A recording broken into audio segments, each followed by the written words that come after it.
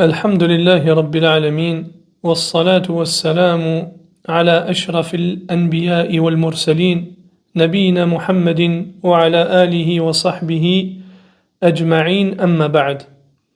Allah tabaraka wa ta'ala a certes ordonné à ses serviteurs d'invoquer et leur a promis d'exaucer leur invocation dans de nombreux versets du Coran. Allah tabaraka wa ta'ala dit dans le Coran: وقال ربكم ادعوني أستجب لكم إن الذين يستكبرون عن عبادتي سيدخلون جهنم داخرين. Traduction du sens rapproché du verset: Votre Seigneur dit: Invoquez-moi, je vous exaucerai. Ceux qui par orgueil refusent de m'adorer, c'est-à-dire de m'invoquer ici, entreront bientôt dans la géhenne humiliés. Et Allah tabaraka wa ta'ala dit: Inna rabbi la sami'u du'a. Mon Seigneur est celui qui répond aux invocations. Et Allah tabaraka wa ta'ala dit dans le Coran: وَإِذَا سَأَلَكَ عِبَادِي عَنِّي فَإِنِّي قَرِيبٌ أُجِيبُ دَعْوَةَ الدَّاعِ إِذَا دَعَانِ فَلْيَسْتَجِيبُوا لِي وَلْيُؤْمِنُوا بِي لَعَلَّهُمْ يَرْشُدُونَ. Si mes serviteurs t'interrogent à mon sujet, qu'ils sachent que je suis proche. J'exauce l'invocation de celui qui m'invoque sincèrement, qu'ils répondent à mon appel en se soumettant à moi et croient en moi afin qu'ils soient bien guidés. Et Allah tabaraka wa ta'ala dit dans le Coran: Ud'u rabbakum tadarru'an wa khufyah innahu la yuhibbul mu'tadin wa la tufsidu fil ardi ba'da islahiha wad'uhu khawfan wa tama'a inna rahmatallahi qaribun minal muhsinin. Invoquez votre Seigneur humblement et secrètement, car il n'aime pas les transgresseurs. Ne semez pas le désordre sur terre après qu'elle eût été amendée. Invoquez-le avec crainte et espoir, car la miséricorde d'Allah est proche des bienfaisants. Et les versets qui vont dans ce sens sont très nombreux. Et Allah tabaraka wa ta'ala a certes vivement exhorté ses serviteurs à faire des invocations et les a incités à cela, bien qu'Allah tabaraka wa ta'ala se passe d'eux et de leurs invocations. Et comme il a été dit dans le hadith al-Qudsi, qui a été rapporté par Muslim, dans lequel Allah tabaraka wa ta'ala dit: Ya ibadi innakum lan tablughu darri fatadurruni wa lan tablughu naf'i fatanfa'uni ya ibadi law anna awwalakum wa akhirakum wa insakum wa jinnakum kanu ala atqa qalbi rajulin wahidin minkum ma zada dhalika fi mulki shay'a يا عبادي لو أن أولكم وآخركم وإنسكم وجنكم كانوا على أفجر قلب رجل واحد ما نقص ذلك من ملكي شيئا يا عبادي لو أن أولكم وآخركم وإنسكم وجنكم قاموا في صعيد واحد فسألوني فأعطيت كل إنسان مسألته ما نقص ذلك مما عندي إلا كما ينقص المخيط إذا أدخل البحر. Ô mes serviteurs, vous ne saurez jamais me nuire ou m'être utile. Ô mes serviteurs, si du premier au dernier, humains et djinns, vous aviez tous le cœur du plus pieux d'entre vous, cela n'ajouterait rien à mon royaume. Ô mes serviteurs, si du premier au dernier, humains et djinns, vous aviez tous le cœur du plus pervers d'entre vous, cela ne diminuerait rien à mon royaume. Ô mes serviteurs, si du premier au dernier, humains et djinns, vous vous teniez au même endroit pour me demander, et si j'accordais à chacun sa requête, cela ne diminuerait en rien ce que je ne possède, pas plus qu'une aiguille ne retire quoi que ce soit à la mer si on l'y enfonce. Et malgré cela, Allah tabaraka wa ta'ala aime que ses serviteurs l'invoquent. Bien plus le serviteur accorde de l'importance à l'invocation, plus sa part de l'amour qu'Allah tabaraka wa ta'ala lui porte sera grande. Le prophète d'Allah tabaraka wa ta'ala a dit dans un hadith qui a été authentifié par l'imam, qui a été rendu bon par l'imam al-Albani rahimahullah, il dit: Laysa shay'un akrama 'ala Allah ta'ala min ad-du'a. Il n'y a rien de plus noble auprès d'Allah que l'invocation. Et le prophète sallallahu alayhi wa sallam a dit: Innahu man lam yas'alillaha yaghdab alayhi. Quiconque n'invoque pas Allah, Allah se met en colère contre lui. Et le hadith a été authentifié par l'imam al-Albani. Et comme l'a dit le poète, Allahu yaghdabu in tarakta su'alahu wa bunayyu adama hina yus'alu yaghdabu. Allah se met en colère lorsque tu cesses de l'invoquer. Quant au fils d'Adam, il se met en colère lorsque tu lui demandes quelque chose. Et le Seigneur des mondes aime ceux qui l'invoquent. Et il leur a promis d'exaucer leur invocation, de concrétiser leur espérance et de leur accorder ce qu'ils demandent, à condition que leur invocation remplisse les conditions légiférées et que les empêchements soient levés. De nombreux textes du livre d'Allah et de la sunna du messager d'Allah sallallahu alayhi wa sallam indiquent que l'invocation exaucée a des critères qu'il convient à celui qui invoque d'observer et qu'il existe également des empêchements auxquels il doit prendre garde et se méfier afin que son invocation ne soit pas repoussée et rejetée. Et l'érudit, l'imam Ibn al-Qayyim rahimahullah, a rassemblé un précieux résumé succinct qui contient un immense bien et dans laquelle l'imam Ibn al-Qayyim rahimahullah a exposé les choses les plus importantes qu'il convient à ceux qui invoquent d'accorder donc le plus d'importance et d'attention dans leur invocation. Et puis après avoir mentionné ces critères-là et ces règles de bienséance concernant l'invocation, il a conclu son propos Ibn al-Qayyim en disant: cette invocation n'est presque jamais repoussée. C'est-à-dire celui qui fait ce qu'on va mentionner là, maintenant, son invocation n'est presque jamais repoussée. Et donc il fait donc partie du bon conseil et de la bienfaisance de propager ces paroles, accompagné de commentaires pour clarifier ses objectifs et d'éclaircir les leçons bénéfiques qu'on peut tirer de cela. Et ici, à la base, ce qu'on va étudier aujourd'hui et ce qu'on va mentionner, c'est à la base un cours que le Cheikh Abd al-Razzaq a donné en 1441, c'est-à-dire il y a à peu près 6 ans. Ibn al-Qayyim rahimahullah a dit, on va mentionner la parole d'Ibn al-Qayyim et ensuite on va mentionner le ta'liqat du Cheikh Abd al-Razzaq hafidhahullah ta'ala. Ibn al-Qayyim rahimahullah a dit, et s'il réunit en plus de l'invocation, c'est-à-dire que l'homme qui invoque, s'il réunit en plus de ça, et là on va commencer à mentionner les choses, premièrement, la présence du cœur et sa pleine concentration dans ce qu'il demande. Deuxièmement, que l'invocation coïncide avec un des 6 moments où les invocations sont exaucées. Et ces 6 moments sont le dernier tiers de la nuit, après le adhan, entre le adhan et l'iqama, avant les salutations finales, donc pendant les prières obligatoires. Lorsque l'imam monte sur le minbar le jour du vendredi, jusqu'à ce que la prière soit terminée, et la dernière heure de l'Asr, c'est-à-dire 1 heure avant le Maghrib. Troisièmement, le recueillement du cœur, l'humilité devant son Seigneur, la soumission, la sujétion et la douceur. Quatrièmement, l'orientation de celui qui invoque vers la Qibla. Cinquièmement, qu'il soit en état d'ablution, en état de pureté.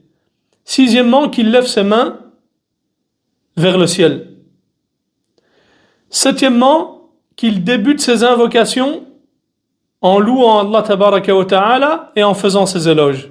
Huitièmement, puis il prie sur le prophète Mohammed sallallahu alayhi wa sallam. Neuvièmement, et qu'il précède sa demande par le repentir et la demande de pardon. Dixièmement, ensuite il s'adresse à Allah en insistant dans sa demande et en faisant preuve de bienveillance. Onzièmement, l'invoquer avec espoir et crainte. Douzièmement, qu'il l'invoque par l'intermédiaire de ses noms et ses attributs, ainsi que son unicité. Treizièmement, qu'il précède sa demande par une sadaqa, c'est-à-dire un aumône. Et il dit ensuite Ibn al-Qayyim, certes, cette dua ne sera quasiment jamais repoussée. surtout si son invocation coïncide avec celle que le prophète sallallahu alayhi wa sallam a indiquée comme étant propice à l'exaucement, ou qu'elle contienne le plus grand nom d'Allah tabaraka wa ta'ala. Fin de citation. Donc le premier critère que Ibn al-Qayyim a mentionné, c'est la présence du cœur et sa pleine concentration dans ce qu'il demande. Donc la première chose, c'est que le musulman invoque avec un cœur présent. Et le sens ici de la présence du cœur, c'est quoi?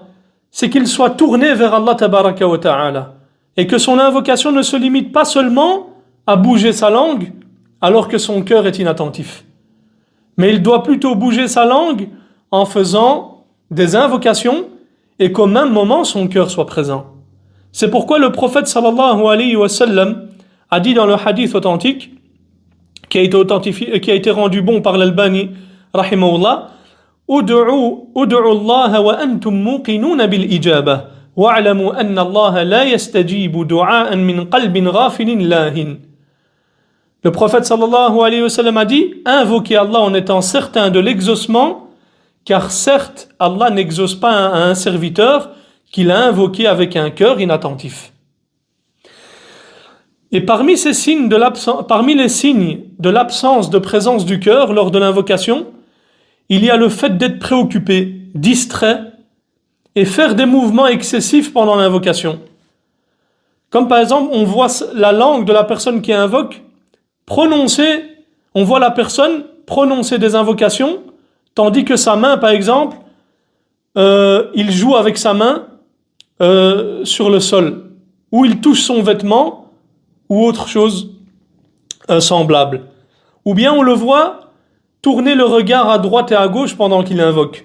Tout cela montre que son cœur n'était pas présent au moment de l'invocation d'Allah tabaraka wa ta'ala.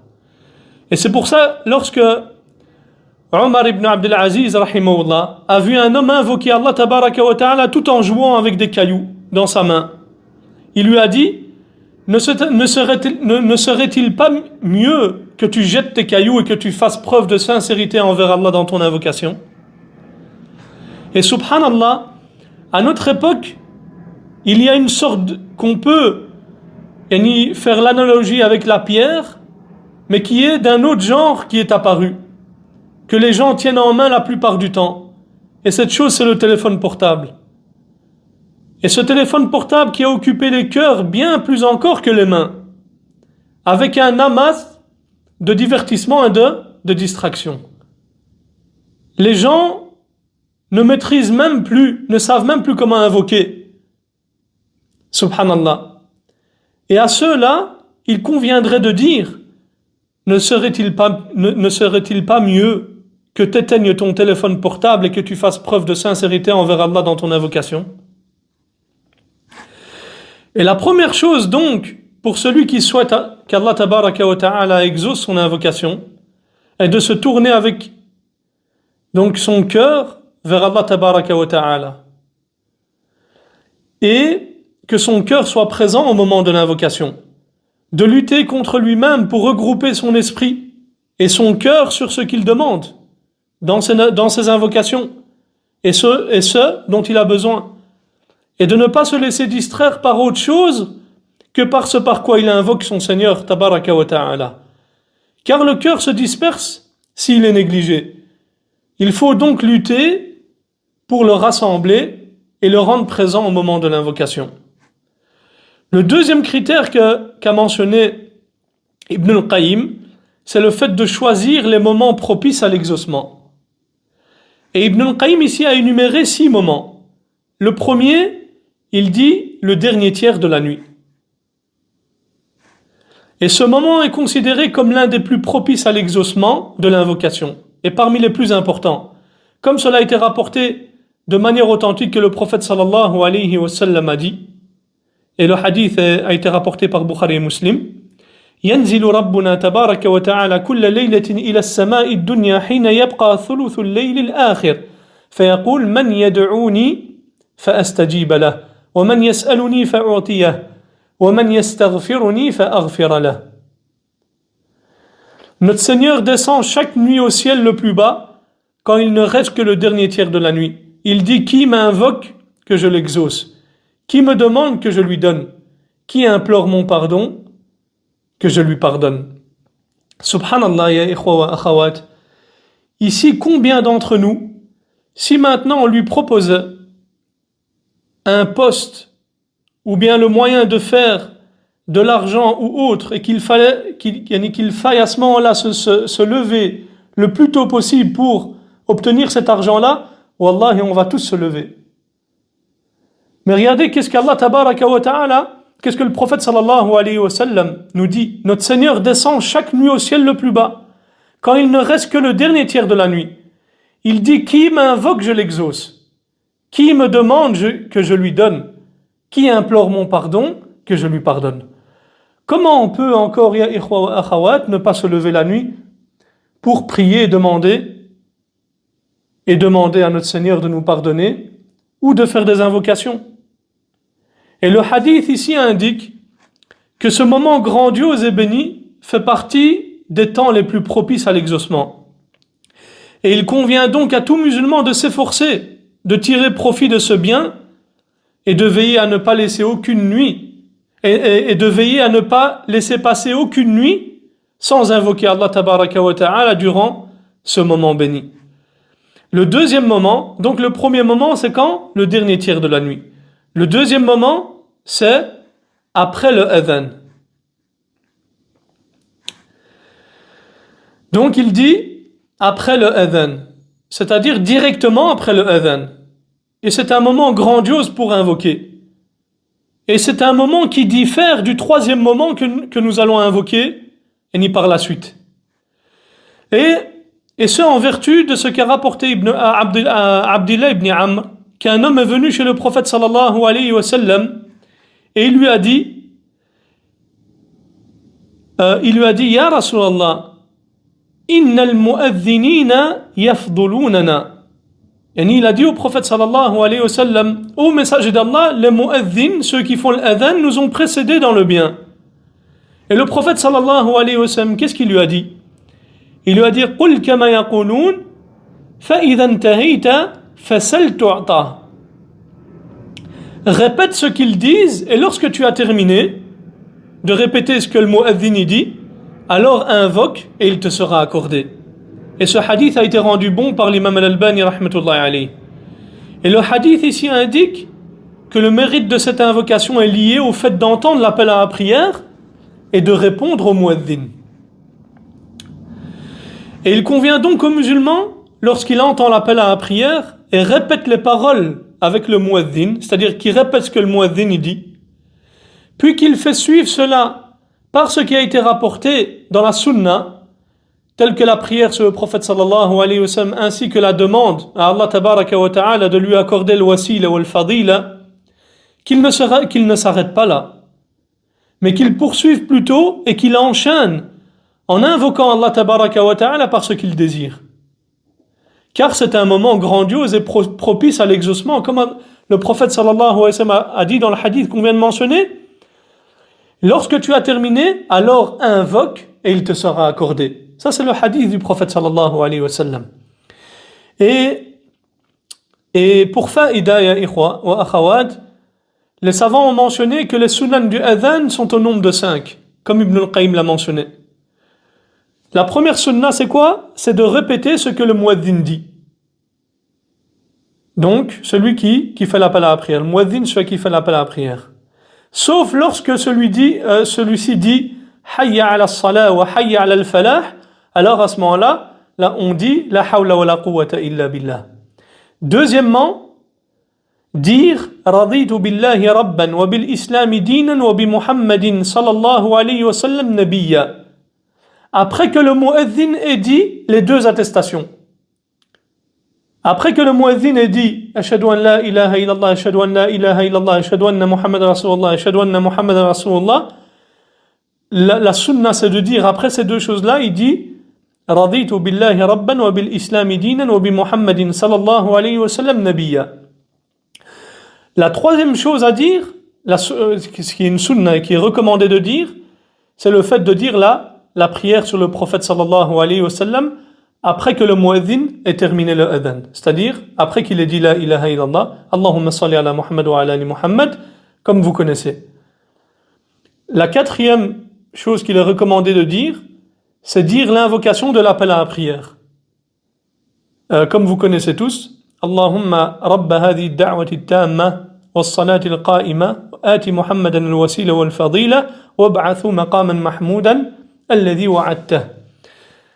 Cinquièmement, et ça c'est ce qu'on a mentionné maintenant, c'est le fait de faire des invocations. Après tout cela, après ces quatre choses, tu fais des invocations. Et tu invoques Allah tabaraka wa ta'ala par ce que tu aimes et ce que tu désires. Car cela fait partie des moments où l'invocation est exaucée. Donc on a dit, le premier moment c'est le dernier tiers de la nuit, le deuxième c'est après le adhan, le troisième moment c'est quoi? Entre le adhan et l'iqama. Et ici les textes indiquent que celui qui écoute le adhan, qui entend le adhan et répète ce que dit le muezzin, et qu'après cela il invoque directement, son invocation sera certes exaucée. Et le mérite de l'invocation entre le adhan et l'iqama a certes été rapporté de manière absolue dans plusieurs textes, parmi lesquels la parole du prophète sallallahu alayhi wa sallam est du'a'u la yuraddu bayna al-adhan wal iqama. Et le hadith a été rendu authentique par l'imam al-Albani. L'invocation entre l'appel à la prière et l'iqama n'est pas repoussée. Et le prophète sallallahu alayhi wa sallam a également dit إِذَا نُودِيَ بِالصَّلَاةِ فُتِحَتْ أَبْوَابُ السَّمَاءِ وَاسْتُجِيبَ الدُّعَاءُ. Il dit lorsque l'on appelle à la prière, donc lorsque l'appel à la prière retentit, les portes du ciel s'ouvrent et l'invocation est exaucée. Et le hadith a été authentifié par l'imam al-Albani rahmatullahi alayhi. Il convient donc au croyant de multiplier les invocations pour lui-même durant ce moment et de demander le bien à son Seigneur, Rabbil Alamin. Le quatrième moment, c'est après les prières obligatoires. Mais ce qui est voulu ici par après les prières obligatoires, c'est-à-dire avant le salam, avant les salutations finales. C'est-à-dire avant que l'imam dise Assalamu alaikum wa rahmatullah, Assalamu alaikum wa rahmatullah. Avant que l'imam fasse les salutations finales, à ce moment-là, c'est un moment propice à l'exaucement. Et il ne faut pas délaisser les invocations à ce moment-là. Et donc, ce moment est méritoire pour faire les invocations. Et il est propice que les invocations de celui qui invoque soient exaucées. Car de nombreuses causes d'exaucement de l'invocation y sont réunies. Le musulman est à ce moment-là en état d'ablution. Il est orienté vers la Qibla. Il glorifie Allah, le vénère, récite sa parole. Ensuite, il s'incline. Ensuite, il se prosterne avec humilité et soumission devant Allah tabaraka wa ta'ala. Ensuite, lorsqu'il s'assoit pour le tashahhud, et après ces actes d'adoration grandiose, il commence par adresser les salutations à Allah tabaraka wa ta'ala et le glorifier. At-tahiyatu lillah was-salawatu wat-tayyibat, comme vous connaissez. Ensuite, il prononce l'attestation du tawhid. Puis il prie sur le prophète sallallahu alayhi wa sallam avec la formule la plus complète. C'est-à-dire Allahumma salli ala Muhammad wa ala ali Muhammad kama sallayta ala Ibrahim, et comme vous connaissez. Tout ce qui précède fait partie des nobles actes d'adoration qui font de ce moment-là un des moments les plus importants où les invocations des prières sont exaucées. Subhanallah al-azim. C'est pour ça, ya ikhwa wa akhawat, ce moment, précisément, il ne faut jamais délaisser les invocations à ce moment-là.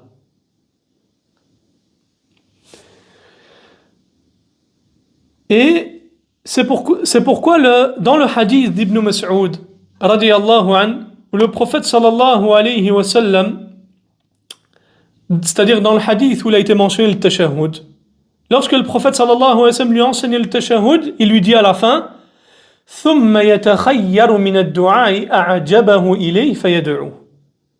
Puis qu'il choisisse parmi les invocations celle qui lui plaise le plus, celle qu'il désire, et qu'il invoque.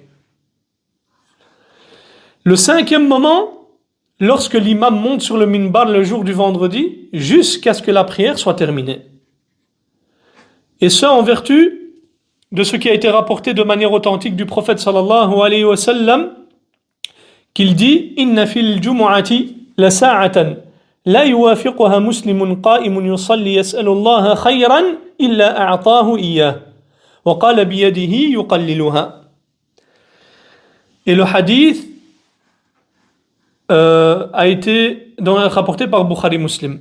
Et il y a le vendredi 1 heure où pas un seul serviteur musulman en prière ne demanderait une chose à Allah sans qu'il la lui donne. Et il a fait un signe avec sa main, sallallahu alayhi wa sallam, pour montrer qu'elle était courte, que ce moment était court. Et un groupe de savants est d'avis que cette heure d'exaucement se situe entre le moment où l'imam monte sur le minbar jusqu'à la fin de la prière du vendredi. Et il s'appuie sur le hadith rapporté par l'imam Muslim dans son sahih d'après Abi Moussa al-Ash'ari radiyallahu anhu qu'il dit hiya ma bayna an yajlis al-imam ila an tuqda as-salatu. Elle se situe entre le moment où l'imam s'assoit jusqu'à ce que la prière soit terminée. Et ce hadith a été donc rapporté d'Abi Moussa al-Ash'ari, aussi bien comme parole qui a été attribuée directement au prophète sallallahu alayhi wa sallam, yani qu'on appelle marfou', et comme parole s'arrêtant directement à lui, c'est-à-dire mawqouf. Et pour cette raison, un certain nombre de savants ont dit que l'avis prépondérant était que le moment propice à l'exaucement était ce moment-là. Et il convient donc aux musulmans de veiller à dire Amin lors des invocations du khatib, bien sûr sans le prononcer à voix haute. Mais le vendredi, lorsque l'imam et le khatib fait des invocations, il faut dire Amin, car c'est un moment qui est propice à l'exaucement. Et il faut apporter à cela une attention particulière. Il faut porter une intention particulière à l'invocation pendant la prière du vendredi. Car nous avons vu que le mérite de cette heure s'étend jusqu'à la fin de la prière. Et en particulier durant la prosternation. Car il a été rapporté de manière authentique que le prophète sallallahu alayhi wa sallam a dit « Aqrabu ma yakunu al-abdu min rabbihi wa huwa sajidun. فَأَكْثِرُوا الدُّعَاء » Le moment où le serviteur est le plus proche de son Seigneur, c'est lorsqu'il est en prosternation. Alors multipliez les invocations, et le hadith a été rapporté par Bukhari et Muslim. Le musulman doit également s'évertuer à faire des invocations après le tashahhud, avant que l'imam ne fasse les salutations finales, car cela fait partie des moments propices à l'invocation, comme on l'a vu. Le 6e et dernier moment où l'invocation, donc le moment propice à l'exaucement de l'invocation, c'est la dernière heure de l'Asr. C'est-à-dire la dernière heure de l'Asr du jour du vendredi, jusqu'à ce que le soleil se couche. Et il a été rapporté dans cela un hadith authentique que le prophète sallallahu alayhi wa sallam a dit. Il dit Yawmul Jumu'ati ثنتا عشرة ساعة لا يوجد مسلم يسأل الله عز وجل شيئا إلا آتاه الله عز وجل فالتمسوها آخر ساعة بعد العصر. Il y a 12 heures dans la journée du vendredi. Parmi elles, il y a une heure durant laquelle il n'y a pas un serviteur musulman qui demande une chose à Allah sans qu'il ne la lui donne. Cherchez-la dans les derniers moments après l'Asr. Et le hadith a été authentifié par l'imam Al-Albani rahmatullahi alayhi. Et c'est pourquoi l'imam Ibn al-Qayyim rahimahullah a mentionné dans son livre Zad al-Ma'ad que les deux avis qu'on espère être prépondérants concernant l'heure méritoire du vendredi durant laquelle l'invocation n'est pas repoussée sont le moment où l'imam monte sur le minbar jusqu'à la fin de la prière et la dernière heure après la prière de l'Asr jusqu'au coucher du soleil le jour du vendredi. Il incombe donc et il convient donc au serviteur qui est soucieux de son propre bien, de ne pas négliger ces deux moments vertueux et méritoires. Mais plutôt, il doit s'évertuer avec assiduité dans l'invocation et la demande, et de leur accorder une attention particulière, et ni à ces deux moments, afin d'atteindre le bien qu'il espère et recherche auprès d'Allah tabaraka wa ta'ala, donc afin d'atteindre le bien qu'il espère et recherche auprès d'Allah tabaraka wa ta'ala.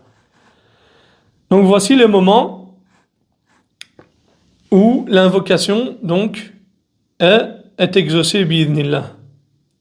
Les 6 moments. Ensuite, il a mentionné le 3e critère. Il a dit, le 3e critère, c'est le recueillement du cœur, l'humilité devant son Seigneur, la soumission, ainsi que la douceur. Et ce critère ici qu'a évoqué Ibn al-Qayyim, rahimahullah, est très important dans le sujet de l'invocation, comme dans les autres actes d'adoration. Et il fait partie de la concrétisation et la réalisation de la servitude que le serviteur soit soumis et humilié à son Créateur et Maître, surtout au moment de l'invocation et de la demande. Allah tabaraka wa ta'ala dit dans le Coran: Ud'u rabbakum tadarru'an wa khufya, innahu la yuhibbul mu'tadin. Invoquez votre Seigneur humblement et secrètement, car il n'aime pas les transgresseurs. Et Tabari a dit dans son tafsir concernant le mot ici, tadarru'an, humblement, c'est-à-dire avec humilité et soumission à son obéissance. Wa khufyatan, le mot ici, secrètement, khufyatan, c'est-à-dire avec le recueillement de vos cœurs. Il convient donc ici que la situation de celui qui invoque soit empreinte de recueillement et d'humilité lorsqu'il invoque son Seigneur, et qu'il l'implore à voix basse, avec humilité et respect. C'est pourquoi, lorsque le prophète sallallahu alayhi wa sallam a entendu certains de ses compagnons élever la voix lors du dhikr et l'invocation, il leur a dit quoi? Sallallahu alayhi wa sallam: Ya ayyuhan nas, irba'u ala anfusikum, innakum laysa tad'una asam wala ghaiba, innakum tad'una sami'an qariba, wa huwa ma'akum. Il dit sallallahu alayhi wa sallam, lorsqu'il les a entendus élever la voix lors du dhikr et l'invocation: Ô gens, ménagez vos forces. Assurément, vous n'invoquez ni un sourd ni un absent. Vous invoquez plutôt celui qui entend et est proche, et il est avec vous. C'est-à-dire par sa science. Et le Hafidh ibn Hajar, rahimahullah ta'ala, a dit, ce hadith indique le caractère détestable d'élever la voix lors de l'invocation et du dhikr. Et c'est l'avis de la majorité des pieux prédécesseurs parmi les compagnons et les tabi'in, c'est-à-dire les successeurs. Et le Hafidh al-Nawawi, rahimahullah, a dit, il a mis comme chapitre à ce hadith, et par rapport à ce hadith, le caractère recommandé d'abaisser la voix lors du dhikr, sauf dans les situations où il a été rapporté dans la législation qu'on élève la voix. Le 4e critère qu'a mentionné Ibn al-Qayyim, rahimahullah, c'est le fait de s'orienter vers la qibla au moment de l'invocation.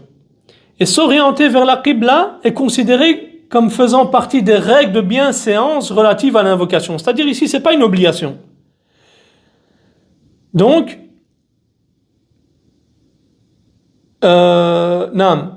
s'orienter vers la qibla est considéré comme faisant partie donc des règles de bienséance relatives à l'invocation qui indiquent et montrent la glorification qu'accorde celui qui invoque à l'invocation et l'importance qu'il donne à celle-ci. C'est pourquoi il a été authentiquement rapporté que le prophète sallallahu alayhi wa sallam s'est tourné vers la qibla et a invoqué à plusieurs reprises, comme lors de la bataille de Badr, quand il a vu le grand nombre de mushrikines face au petit nombre de musulmans. Le prophète sallallahu alayhi wa sallam, comme cela a été rapporté dans Muslim, le prophète d'Allah se tourna alors vers la qibla et étendit ses mains, comme cela a été rapporté par Muslim. Car le fait de se tourner vers la qibla lors de l'invocation fait partie des causes par lesquelles on espère l'exaucement de l'invocation. C'est-à-dire que le fait de se tourner vers la Qibla, c'est une cause d'exaucement de l'invocation. Ce n'est ni une obligation, ni une condition de validité. Donc c'est plutôt un comportement louable. Le 5e critère, l'état de pureté. C'est le fait d'être en état de pureté lors de l'invocation. Et l'état de pureté fait également partie des règles de bienséance relatives à l'invocation. C'est-à-dire que ce n'est pas une obligation ni une condition de validité de l'invocation. C'est-à-dire qu'on peut invoquer Allah Tabaraka wa Ta'ala sans avoir ses ablutions. Et il ne faut aucun doute que si celui qui invoque Allah Tabaraka wa Ta'ala est en état de pureté, cela est meilleur et plus complet pour son invocation. Et ni lorsqu'il invoque Allah Tabaraka wa Ta'ala. Car le fait d'être en état de pureté, dans l'absolu, est plus complet et meilleur que l'état d'impureté. Et il a été rapporté, d'après Al-Muhajir ibn Qunfudh, radiyallahu an, qu'il a salué le prophète sallallahu alayhi wa sallam alors que le prophète sallallahu alayhi wa sallam faisait ses ablutions. Et le prophète sallallahu alayhi wa sallam ne lui a pas répondu à son salam jusqu'à ce qu'il ait terminé de faire ses ablutions.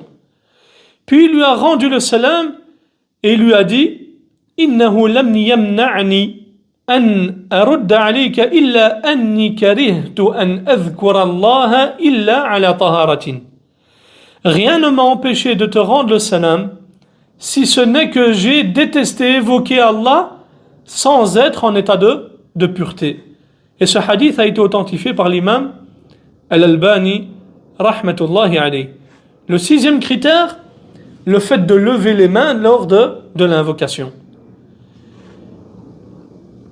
Et d'après Salman al-Farisi radiyallahu an, le prophète sallallahu alayhi wa sallam a dit Inna rabbakum azza wa jal hayyun karimun yastahyi min abdihi idha rafa'a yadayhi ilayhi an yaruddahuma sifra.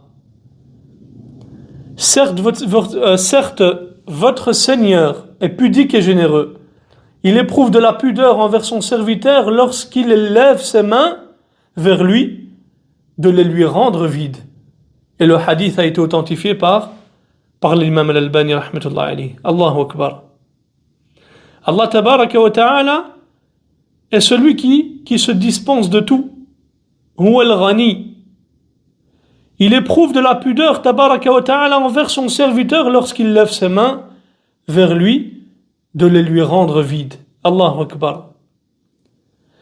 Car cette posture-là, ya ikhwa wa akhawat, yani le fait de lever ses mains vers le ciel, en orientant les paumes vers le ciel ou vers son visage, c'est une posture d'humilité, de soumission. Et c'est une manifestation claire du besoin que la personne éprouve pour son Seigneur Tabaraka wa Ta'ala. C'est pourquoi cela est une cause d'exaucement de l'invocation auprès d'Allah. Et les hadiths dans lesquels il a été rapporté que le prophète sallallahu alayhi wa sallam levait ses mains lors des invocations sont très nombreux. Et lorsque les épreuves et les difficultés s'intensifiaient, le prophète sallallahu alayhi wa sallam levait ses mains avec insistance, plus que dans les autres circonstances. Comme cela a été mentionné lors de la bataille de Badr, lorsqu'il a vu le grand nombre de mushrikines face au petit nombre de musulmans, il leva les mains, donc le prophète sallallahu alayhi wa sallam a alors levé les mains et invoqué son Seigneur. Et Omar ibn al-Khattab radiyallahu an, il dit, le prophète sallallahu alayhi wa sallam ne cessa d'implorer son Seigneur en tendant ses mains, se tournant vers la Qibla, jusqu'à ce que son habit tombe de ses épaules. Et le hadith a été rapporté par Muslim. De même, lorsqu'il y a eu la période de sécheresse, le prophète sallallahu alayhi wa sallam a invoqué Allah tabaraka wa ta'ala sur le minbar pour demander la pluie. Et la demande de la pluie, al-istisqa. Et Anas ibn Malik, radiyallahu anhu, a dit, il dit, radiyallahu anhu, j'ai vu le messager d'Allah sallallahu alayhi wa sallam lever les mains dans l'invocation au point que l'on voyait la blancheur de ses aisselles. Et le hadith a été rapporté par Bukhari et Muslim, et ceci est la version de Muslim. Et pour la faïda, ya ikhwa, il faut savoir que lever les mains pendant les invocations n'est pas toujours légiféré. Dans certains cas, c'est une sunna, dans d'autres, c'est recommandé ou permis, et dans d'autres cas, c'est une innovation. Et les savants ont dit que le fait de lever ses mains pendant les invocations comporte trois situations, trois cas. Le premier cas, c'est que cela a été rapporté, qu'il a été rapporté que le prophète sallallahu alayhi wa sallam a invoqué à ce moment-là précis, ou dans ce lieu-là précis, mais il n'a pas levé ses mains. Et dans ce cas, le fait de lever les mains est une innovation. Et il n'est pas permis de les lever. On va donner un exemple. Le prophète sallallahu alayhi wa sallam a invoqué lors du sermon du vendredi, cela a été rapporté, sans demander la pluie, et le prophète sallallahu alayhi wa sallam n'a pas levé ses mains à ce moment-là. Mais il faisait un signe avec son index sallallahu alayhi wa sallam. Donc le fait de lever les mains durant l'invocation, lors du sermon du vendredi, sauf pour la demande de la pluie, c'est une innovation. Que ce soit pour le khatib, celui qui fait le sermon, ou pour ceux qui assistent à la khutbah. C'est une bid'a. Pourquoi? Parce que le prophète sallallahu alayhi wa sallam, il a été rapporté qu'il a fait des du'a à ce moment-là, mais le prophète sallallahu alayhi wa sallam, il n'a pas été rapporté qu'il a levé ses mains. Au contraire, il ne les a pas levées. Donc le fait de les lever à ce moment-là, c'est une bid'a. De même également, parmi les exemples, le prophète sallallahu alayhi wa sallam a invoqué lorsqu'il tournait autour de la Kaaba, mais il ne levait pas ses mains. Donc le fait de lever les mains durant l'invocation lors du tawaf, c'est une innovation. Et ceci n'est pas permis. Car le prophète sallallahu alayhi wa sallam a invoqué, mais il n'a pas levé ses mains. Le deuxième cas, donc le premier cas, c'est quoi? C'est qu'il a été rapporté que le prophète sallallahu alayhi wa sallam a invoqué, mais il n'a pas levé ses mains. Le deuxième cas, c'est qu'il a été rapporté que le prophète sallallahu alayhi wa sallam a invoqué et il a levé ses mains. Et dans ce cas-ci, le fait de lever les mains est une sunna. Et c'est une adoration pour laquelle celui qui le fait est récompensé. Et c'est également une cause de l'exaucement de l'invocation, comme on a vu dans le critère qu'on vient de mentionner. Et parmi les exemples, c'est que le prophète sallallahu alayhi wa sallam a invoqué pour demander la pluie lors de la khutbah du vendredi. Et il a levé ses mains. Et le prophète sallallahu alayhi wa sallam a également lorsqu'il faisait la umrah et il montait sur As-Safa wal Marwa, il s'orientait en direction de la Qibla et il levait ses mains et invoquait Allah tabaraka wa ta'ala. Et le prophète sallallahu alayhi wa sallam également, lorsqu'il pratiquait, donc il faisait il lapidait donc la petite stèle le 11e jour. Le prophète sallallahu alayhi wa sallam s'est alors avancé et il s'est orienté en direction de la Qibla et il a levé ses mains pour invoquer. Donc lever les mains ici, dans ces moments-là, est une sunna. Et le troisième cas, c'est que la situation dans ce cas ne nous a pas été rapportée. Il ne nous a pas été rapporté que le prophète sallallahu alayhi wa sallam a invoqué. On va donner un exemple. Donc le prophète sallallahu alayhi wa sallam a incité à invoquer dans cette situation par exemple. Et il a montré qu'à ce moment, celui qui invoque, son invocation est exaucée. Comme ce qu'on a mentionné précédemment, les 6 moments où l'invocation est exaucée, comme par exemple on va prendre après le adhan. Donc il n'a pas été rapporté que le prophète sallallahu alayhi wa sallam a invoqué à ce moment-là, mais le prophète sallallahu alayhi wa sallam a dit dans le hadith comme quoi la dua était exaucée à ce moment-là. Et il a incité à invoquer à ce moment-là. Mais il n'a pas été rapporté que le prophète sallallahu alayhi wa sallam a invoqué à ce moment-là, lui. Il n'y a rien qui nous a été rapporté de cela. Dans ce cas, ya ikhwa ou akhawat, le fait de lever les mains est préférable et est recommandé. Comme on a dit par exemple l'invocation entre le adhan et l'iqama. Le prophète sallallahu alayhi wa sallam a mentionné que l'invocation à ce moment-là, elle n'est pas repoussée. Le prophète sallallahu alayhi wa sallam nous a incité à invoquer à ce moment-là, mais il n'y a rien qui nous a rapporté que le prophète sallallahu alayhi wa sallam l'a fait ou qu'il a levé ses mains ou non à ce moment-là. Donc ici, qu'est-ce qu'il y a? C'est qu'il est recommandé de le faire et c'est une cause d'exaucement de l'invocation. Également le jeûneur. Il a été rapporté que le jeûneur, son invocation est exaucée. Donc le jeûneur, il lui est recommandé de lever les mains lorsqu'il invoque. Et ainsi de suite. Le 7e critère qu'a mentionné Ibn al-Qayyim rahimahullah, c'est le fait de débuter ses invocations en louant Allah tabaraka wa ta'ala et en faisant ses éloges. Puis en enchaînant directement avec la prière sur le prophète sallallahu alayhi wa sallam avant de commencer les invocations. Et comme il a été rapporté de Fadalat ibn Ubayd radiyallahu an, il dit donc le prophète sallallahu alayhi wa sallam a entendu un jour un homme invoquer dans sa prière sans glorifier Allah tabaraka wa ta'ala et sans prier sur le prophète sallallahu alayhi wa sallam. Et le prophète sallallahu alayhi wa sallam a dit alors Ajila hadha, celui-là s'est empressé. Puis il l'appela et lui dit sallallahu alayhi wa sallam Idha salla ahadukum falyabda bitahmidi rabbihi tabaraka wa ta'ala والثناء عليه ثم يصلي على النبي صلى الله عليه وسلم ثم يدعو بعد بما شاء. Lorsque l'un d'entre vous veut invoquer, qu'il commence par glorifier son Seigneur, puis qu'il prie sur le prophète sallallahu alayhi wa sallam, puis qu'il invoque après cela par ce qu'il veut. Et le hadith a été authentifié par l'imam al-Albani rahmatullahi alayhi. Et ce qui est le plus complet pour le musulman lorsqu'il veut invoquer, c'est de commencer par le fait de glorifier Allah tabaraka wa ta'ala et louer Allah tabaraka wa ta'ala. Ensuite, il enchaîne avec la prière sur le prophète sallallahu alayhi wa sallam, puis il invoque son Seigneur par ce qu'il veut.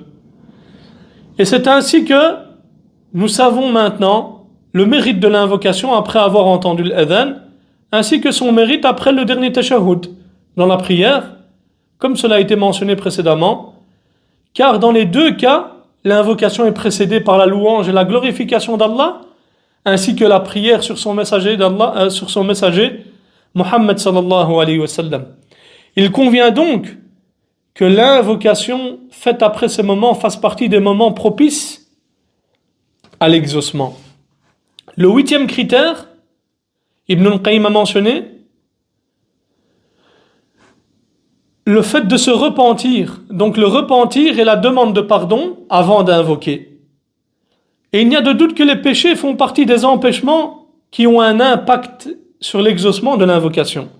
Comme cela a été rapporté du hadith du prophète sallallahu alayhi wa sallam, ثم ذكر الرجل يطيل السفر أشعث أغبر يمد يديه إلى السماء يا رب ومطعمه حرام ومشربه حرام وملبسه حرام وغذي بالحرام فأنى يستجاب لذلك.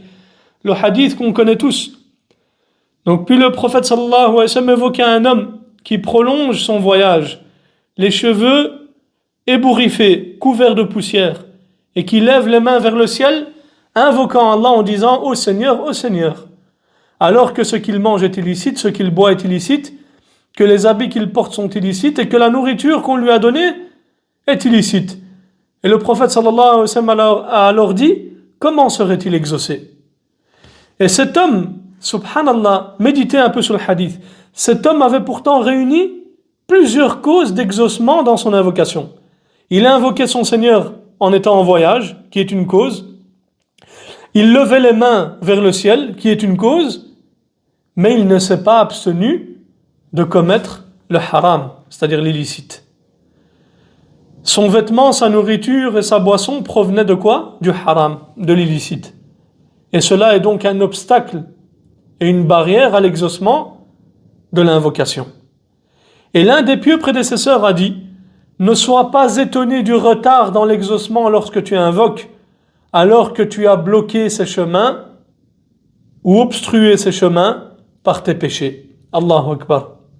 C'est pourquoi le prophète sallallahu alayhi wa sallam demandait pardon à Allah tabaraka wa ta'ala et se repentait à lui 100 fois par jour. Et il incitait sa communauté à en faire de même. Il disait sallallahu alayhi wa sallam: Ya ayyuhan nas tubu ila Allah fa inni atubu fil yawmi ilayhi mi'ata marra.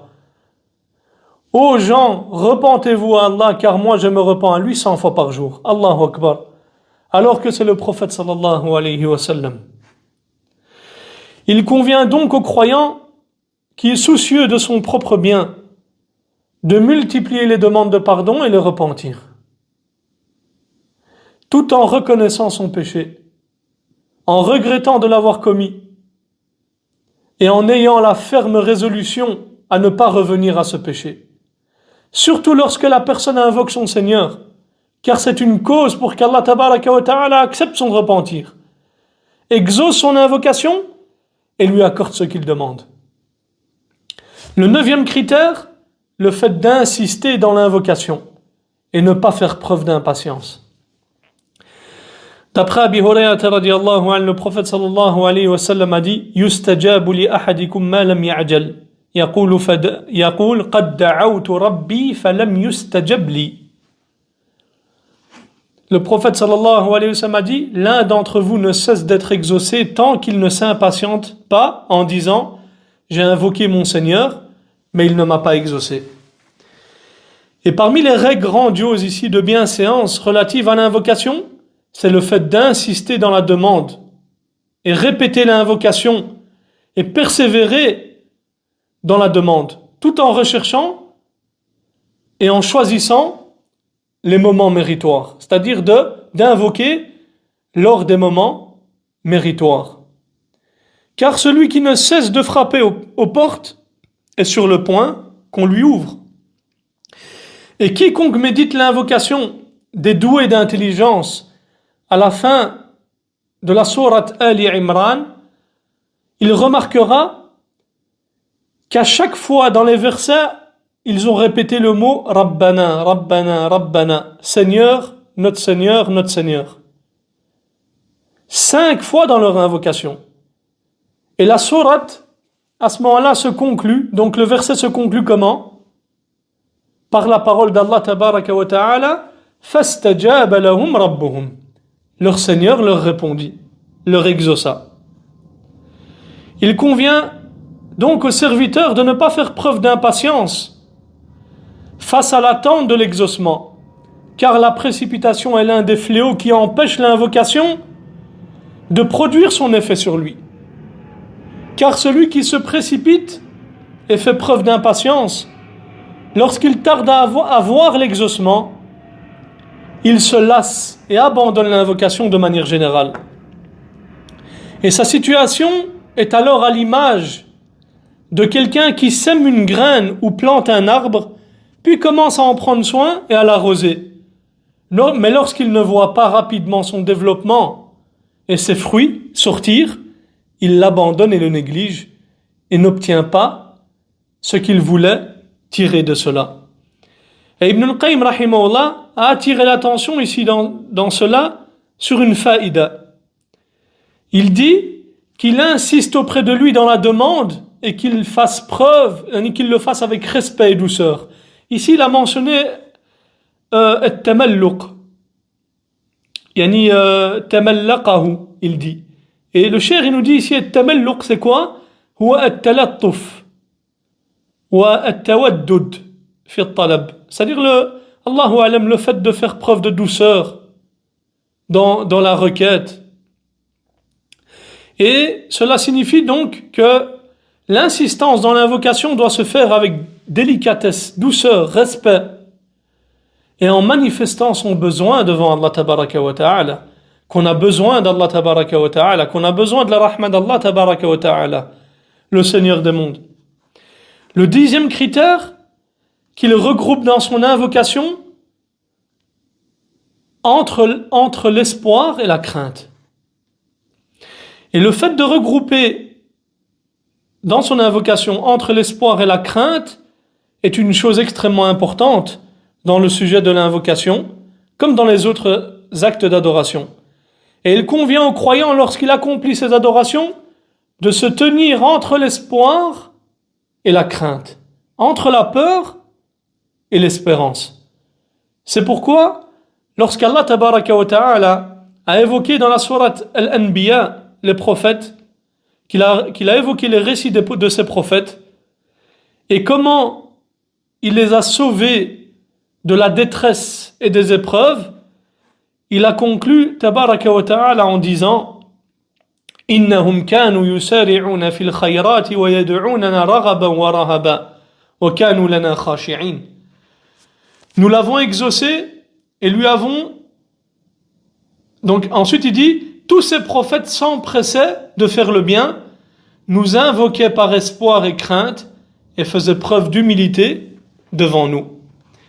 Il regroupe ici donc dans leur invocation entre l'espoir et la crainte. Et ici, ar-raghba ici qui est l'espoir, c'est le fait de désirer ce qu'il y a auprès d'Allah tabaraka wa ta'ala. Celui qui invoque demande à son Seigneur en espérant sa grâce et son bienfait. Et ar-rahbatu, c'est-à-dire la crainte, c'est le fait d'avoir peur de sa colère et de son châtiment douloureux. Et lorsqu'Allah tabaraka wa ta'ala a mentionné les caractéristiques complètes des croyants dans la sourate Al-Mu'minun, il dit tabaraka wa ta'ala وَالَّذِينَ يُؤْتُونَ مَا أَتَوْا وَقُلُوبُهُمْ وَجِلَةٌ. Donc, ceux qui donnent de ce qu'on leur a accordé et dont les cœurs tremblent de crainte à l'idée qu'ils retourneront à leur Seigneur.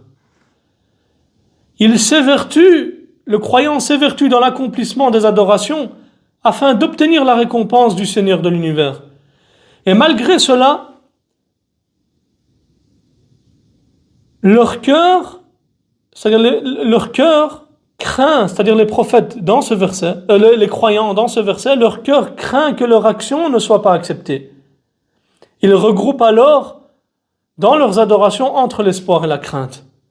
Et on trouve également la même chose dans l'invocation d'Al-Khalil, le suprême bien-aimé du miséricordieux Ibrahim alayhi salam. Lorsqu'Allah tabaraka wa ta'ala lui a ordonné de construire la Kaaba, la maison sacrée d'Allah, Ibrahim alayhi salam a invoqué en disant Rabbana taqabbal minna innaka antas sami'ul alim. Seigneur, accepte ceci de notre part, c'est toi l'audient, l'omniscient. Alors que Ibrahim fait partie des messagers doués de résolution, ulul azm, et le suprême bien-aimé d'Allah tabaraka wa ta'ala. Et l'œuvre qu'il a accomplie est l'une des plus nobles. Il a construit la Kaaba. Malgré cela, il a imploré Allah tabaraka wa ta'ala avec espoir et en espérant que son œuvre soit acceptée. C'est pour ça, lorsque Wuhayb ibn Ward rahimahullah a récité ce verset, il a commencé à pleurer et il a dit: ô suprême bien-aimé d'Allah, ô Khalil du tout miséricordieux, tu élèves les fondations de la maison du miséricordieux et tu crains que cela ne soit pas accepté de toi. Subhanallah, que dire de nous? Ibn al-Qayyim rahimahullah dit ensuite, le 11e critère, c'est at-tawassul. C'est-à-dire le fait de se rapprocher d'Allah tabaraka wa ta'ala par ses noms et ses attributs ainsi que son unicité. Ou le fait d'invoquer Allah tabaraka wa ta'ala par l'intermédiaire donc de ses noms et ses attributs, ainsi que son tawhid. Le fait de se rapprocher d'Allah tabaraka wa ta'ala et l'invoquer par le biais et l'intermédiaire de ses noms et ses attributs fait partie des plus grands moyens d'exaucement de l'invocation. Et Allah tabaraka wa ta'ala a certes ordonné cela dans le Coran en disant وَلِلَّهِ الْأَسْمَاءُ الْحُسْنَى فَادْعُوهُ بِهَا. À Allah appartiennent les noms qui sont au summum de la beauté, invoquez-le par ces noms. Et c'est pourquoi la plupart des invocations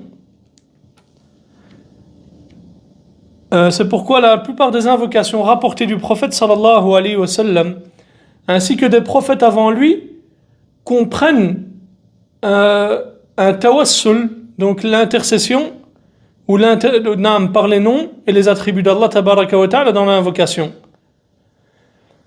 Donc l'invocation comprend ce qui lui convient parmi les noms d'Allah et ses attributs.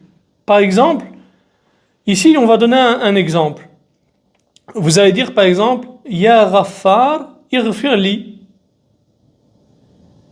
C'est-à-dire Ya Ghaffar, pourquoi on va utiliser le nom ou bien Ghafour? Parce que cela convient au fait qu'Allah tabaraka wa ta'ala ça convient au fait de demander le pardon à Allah tabaraka wa ta'ala. Donc on va utiliser pour l'invocation le nom qui convient le plus à cela. Comme ce qui a été rapporté par exemple dans la dua du prophète d'Allah tabaraka wa ta'ala, Shu'aib alayhi salam. Il dit Rabbana ftah baynana wa bayna qawmina bil haqq wa anta khayrul fatihin. Donc iftah wa anta khayrul fatihin. Donc Seigneur, juge en toute vérité entre nous et notre peuple, car tu es le meilleur des juges. Et ce qui a été rapporté dans la dua également du prophète d'Allah Isa alayhi salam, lorsqu'il dit warzuqna wa anta khayrur raziqin. Accorde-nous de tes bienfaits, tu es le meilleur des pourvoyeurs. Par exemple, vous allez dire comme ici Ya Razzaq urzuqni par exemple. Et faisait partie également des invocations que le prophète sallallahu alayhi wa sallam a enseigné à Abu Bakr. Il disait, donc il dit Allahumma, il a enseigné à Abu Bakr Allahumma inni zalamtu nafsi zulman kathira wa la yaghfiru adh-dhunuba illa ant faghfir li maghfiratan min 'indik warhamni innaka antal ghafurur rahim. Donc, ô Allah, j'ai certes commis beaucoup d'injustices contre ma propre personne, et il n'y a que toi qui pardonnes les péchés, ainsi pardonne-moi par un pardon venant de toi et fais-moi miséricorde. Tu es certes le pardonneur, le très miséricordieux. Et le prophète sallallahu alayhi wa sallam enseignait à sa communauté de se rapprocher d'Allah tabaraka wa ta'ala par l'ensemble de ses noms et ses attributs. Comme il disait dans le dhikr, la dua qui est connue, le dhikr qui est connu, dont le prophète sallallahu alayhi wa sallam l'a dit ما أصاب أحدا قط هم ولا حزن فقال اللهم إني عبدك وابن عبدك وابن أمتك ناصيتي بيدك ماض في حكمك ماض في حكمك عدل في قضاؤك أسألك بكل اسم هو لك سميت به نفسك أو علمته أحدا من خلقك أو أنزلته في كتابك أو استأثرت به في علم الغيب عندك أن تجعل القرآن ربيع قلبي ونور صدري وجلاء حزني وذهاب همي إلا أذهب الله همه وحزنه وأبدله مكانه فرجا. فقيل يا رسول الله ألا نتعلمها؟ فقال بلى ينبغي لمن سمعها أن يتعلمها. Donc ici le prophète sallallahu alayhi wa sallam enseignait à sa communauté de se rapprocher d'Allah tabaraka wa ta'ala par l'ensemble de ses noms et ses attributs. Il disait sallallahu alayhi wa sallam dans un hadith authentique qui a été authentifié par l'imam al-Albani, nul n'est touché par un souci ou une tristesse et dit ô Allah, je suis ton serviteur, fils de ton serviteur, fils de ta servante, je suis sous ton pouvoir, ton jugement s'accomplit sur moi, ton décret sur moi est juste. Je te demande par tout nom qui t'appartient, par lequel tu t'es nommé, ou que tu as révélé dans ton livre, ou que tu as enseigné à l'une de tes créatures, ou bien que tu as gardé secret dans la science de l'inconnu, de faire en sorte que le Coran soit le printemps de mon cœur, la lumière de ma poitrine, qu'il dissipe ma tristesse et mette fin à mes soucis. Et le prophète Sam il a dit, celui qui dit ça, donc nul n'est touché par un souci ou une tristesse et dit ce qu'on a dit, sans qu'Allah ne dissipe son souci et son chagrin et qu'il ne le remplace par le soulagement. Et il a été dit, ô messager d'Allah, ne conviendrait-il pas qu'on l'apprenne? Et il a répondu sallallahu alayhi wa sallam, bien sûr, il convient à celui qui l'entend de l'apprendre.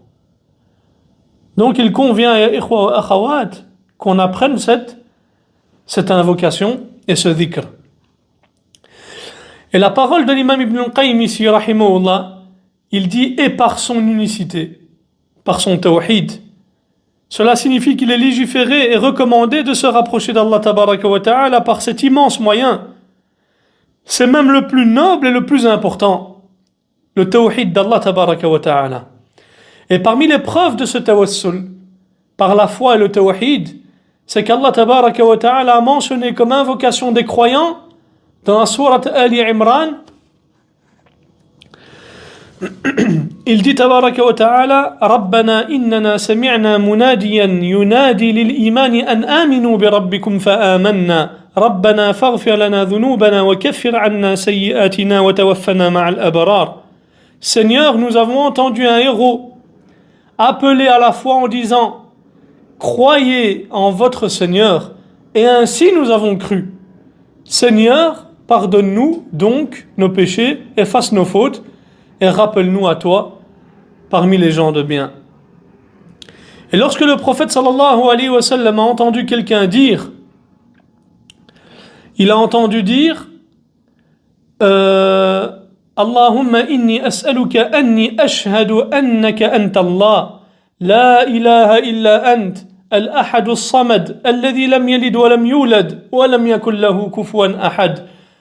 Le prophète sallallahu alayhi wa sallam il a dit لقد سألت الله بالاسم الذي إذا سئل به أعطى وإذا دعي به أجاب.